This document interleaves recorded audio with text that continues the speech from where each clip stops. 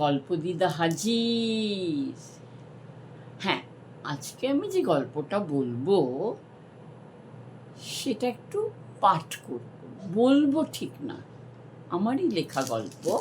তার নাম রতন। বুঝতেই পারছো, একটা ছেলের নাম রতন। আমি পড়তে আরম্ভ করলাম। একটা নদী, তার দুপাশে দুটি গ্রাম। গ্রাম দুটির নাম বকুলপুর আর মাধবপুর। কি নাম? বকুলপুর আর মাধবপুর। নদীতে নৌকো চলে, এই গ্রাম থেকে ওই গ্রামে লোক যাতায়াত করে নৌকোয়।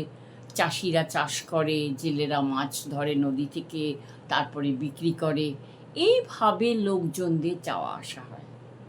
বকুলপুরে আছে এক মসজিদ আর মাধবপুরে আছে এক মন্দির। রতন নামে ছেলেটি মসজিদেও যায়, মন্দিরেও যায়। বকুলপুরে মুসলমানদের বাস, মাধবপুরে দু এক ঘর মুসলমান ছাড়া সবাই হিন্দু। প্রতি বুধবার মাধবপুরে একটা হাট বসে। বকুলপুর থেকে অনেকেই আসে সেই হাটে।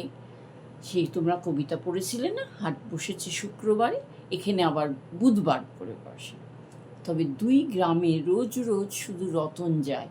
কি যে ওর ভালো লাগে কে জানে। ঘাটের মাঝিদের সঙ্গে ওর খুব ভাব।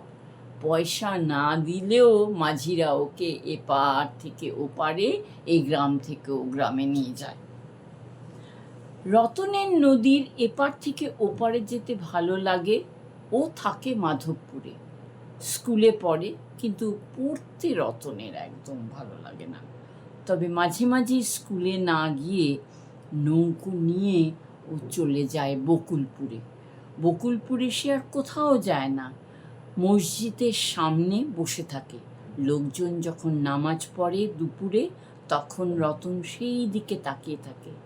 আবার যখন মাধবপুরে ফিরে আসে, তখন সে মন্দিরের সামনে এসে বসে। মন্দিরের পুরোহিত মন্ত্র শুনতে রতনের বেশ লাগে। রতনের মা বাড়িতে না পেলে মন্দিরে এসে খোঁজ করেন, পেয়েও যান, কিন্তু অনেক সময় না খুঁজে পান না, আসলে তখন অন্যখানে চলে যায়।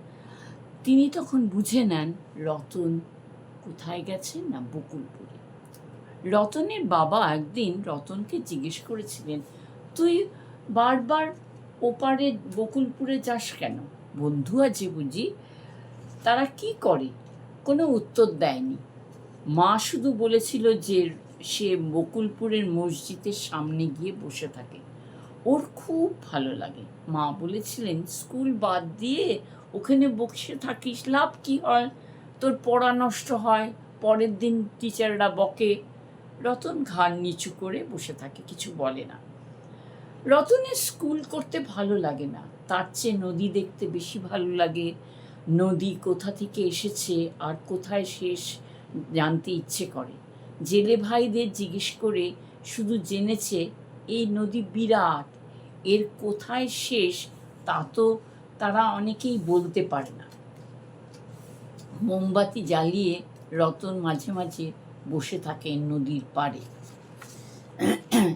সেখান থেকে ও অনেক দূরে যাওয়ার ভাবনা করে। একদিন নদীকে ও জিজ্ঞেস করলো, নদী আপন মনে, তুই যাচ্ছিস কোথায়?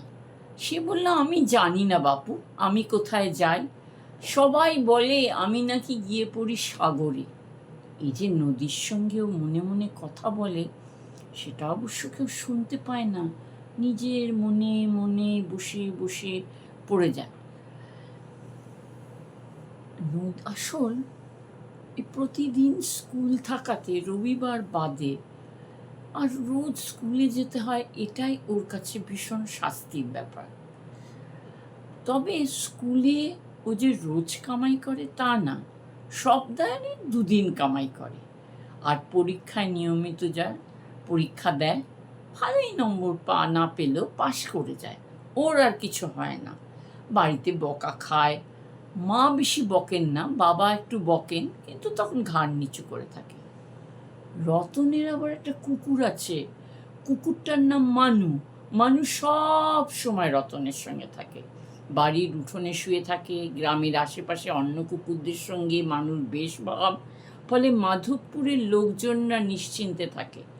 মানু রতনের সঙ্গে বকুলপুরে যায় নৌকো করে। বেশ মজা লাগে। মানু মসজিদে ঢোকে না, তার চারিদিকে ঘুরে বেড়ায়। লোকজন কিছু খেতে দিলে কখনো খায় কখনো খায় না, প্রেস্টিজ আছে মানুষ, বুঝতে পেরেছ? আসলে পাউরুটি আর বিস্কুট দিলে মানু বেশ খুশি হয়। মাধবপুরে সবাই জানে মানু কি খেতে ভালোবাসে, তাই চলতি পথে সবাই বিস্কুটই দেয়। তবে পুরোহিত মশাইয়ের কাছে যখন যা ফল পায় তাই কিন্তু মানু খেয়ে নেয়। মন্দিরের চারিপাশে থাকে, মন্দিরের দালানে কখনো ওঠে না। রতনও মন্দিরে বসে প্রসাদ খায়, দু একটি কাজও করে। বকুলপুরে গেলে মসজিদে রোজ একটা করে ও মোমবাতি জ্বালায়। কি যে ওর ভালো লাগে সে কথা কাউকে বোঝাতে পারে না। মোমবাতি জ্বালিয়ে যেমন নদীর ঘাটে বসে থাকে, তেমন ওইখানেও জ্বালিয়েও বসে থাকে। বেশিক্ষণ বসা যায় না, কারণ মানু জামা ধরে টানে, যেন বলতে থাকে সন্ধে হলো যে, বাড়ি ফিরতে হবে না। একদিন রতন স্কুল বাদ দিয়ে দুপুরবেলা বকুলপুরে চলে এলো। বসে আছে চুপ করে। হঠাৎ এক ইমাম এসে ওর পিঠে হাত রাখলেন। চমকে ওঠে রতন। ইমাম বললেন, বাবা, প্রায় তোমাকে দেখি মসজিদে এসে বসে আছো, কোথায় থাকো? স্কুলে পড়ো না? রতনের ইমামকে খুব ভালো লাগলো। বৃদ্ধ মানুষ কিছুক্ষণ ঘাড় নিচু করে থেকে উত্তর দিল, আমি মাধবপুরে থাকি। আমার নাম রতন। মসজিদে আসতে আসলে আমার খুব ভালো লাগে, তাই সময় পেলে বকুলপুরে চলে আসি। আজ স্কুল যাইনি, কামাই দিয়েছি। মা দুপুরে বাইরে যেতে বারণ করেন, তাও আমি এসেছি। শুধু মা জানেন আমি স্কুলে না গেলে এখানেই আসি। কি করব, এই নদী, নৌকো, মসজিদ আমার খুব ভালো লাগে। আমাদের গ্রামের মন্দিরটিও বেশ ভালো লাগে। এই বলে সে চুপ করে থাকে। ইমাম রতনের গায়ে মাথায় হাত বুলিয়ে বলেন, দেখো ভাই, সব বুঝলাম, কিন্তু স্কুল বাদ দিয়ে এখানে আসাটা ঠিক নয়। লেখাপড়া না করলে বড় হবে কি করে? শোনো, আমি যেন জানতে পারি তুমি রোজ স্কুলে যাচ্ছ, তবে আমি কোনো একটা ছুটির দিনে তুমি এখানে এলে গ্রামের অনেক কিছু তোমাকে দেখাবো। রতন অনেকক্ষণ অবাক হয়ে তাকিয়ে রইল। কি বলবে বুঝতে পারছে না। ওর তো সত্যিই এই গ্রামটা ঘুরে দেখার ইচ্ছে। তখনও বলল, আমি কথা দিচ্ছি আপনাকে, স্কুল কামাই করে বকুলপুরে আসবো না। আপনি পড়তে বলছেন, পড়া করি তো, কিন্তু সবসময় পড়ার বই নিয়ে বসে থাকতে ভালো লাগে না। নদীর পাড় আমাকে ভীষণ ডাকে। আমার খুব জানতে ইচ্ছে করে নদীটা শেষ হলো কোথায়। ইমাম বললেন, এই জন্যই তো তোমাকে স্কুলে যেতে হবে, মাস্টার মশাইরা জানেন সব কিছু। বৃদ্ধ মানুষটিকে রতনের ভালোই লাগছিল, কিন্তু বারবার স্কুলের কথা বলাতে একটু রাগ হয়ে গেছিল। কি আর করে, বাড়ি ফেরার সময় হলো। বৃদ্ধ ইমামের কাছে বিদায় নিয়ে সে উঠে পড়ল। রতন এখন আর বকুলপুরে বেশি আসা হয় না, তবু ছুটির দিনগুলি না এসে পারে না। মন্দিরের পুরোহিত মশাই অনেকবার বলেছেন ঘাটের কাছে না বসে পড়াশোনা করতে। এসব কথা কি আর ভাল লাগে? হঠাৎ কি যেন একটা ঘটলো। দুই গ্রামের লোকরা কেউ কারোর সঙ্গে কথা বলে না। বকুলপুরের লোকেরা মাধবপুরে আসে না।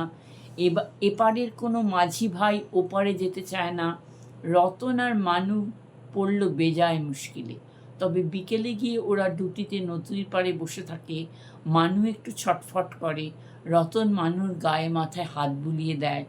তবে বকুলপুর থেকে আজানের সুর শুনলে রতন বাড়িতে থাকতে পারে না, নদীর ধারে বসে। চারিদিকে থমথমে, ফলে রতনের মা অনেক নিষেধ করেন, তবু রতন চলে আসে নদীর ধারে। ফাঁক পেলেই নিজেই নৌকো নিয়ে চলে যায় বকুলপুরে। সেখানেও থমথমে ভাব, ভালো লাগে না রতনের। ইমামের সঙ্গেও দেখা হয় না। দিন কয়েক ধরে রতনের শরীর ভালো যাচ্ছে না। স্কুলে যেতে পারছে না, বাড়ির বাইরেও যাচ্ছে না। ডাক্তার এসেছেন, ওষুধ দিয়েছেন, কিন্তু কোনো ফল হচ্ছে না। রতনের বাবা মা খুব চিন্তিত। এই সময় একদিন দেখা গেল বকুলপুর থেকে একটা নৌকো মাধবপুরে আসছে। কি সাংঘাতিক ব্যাপার!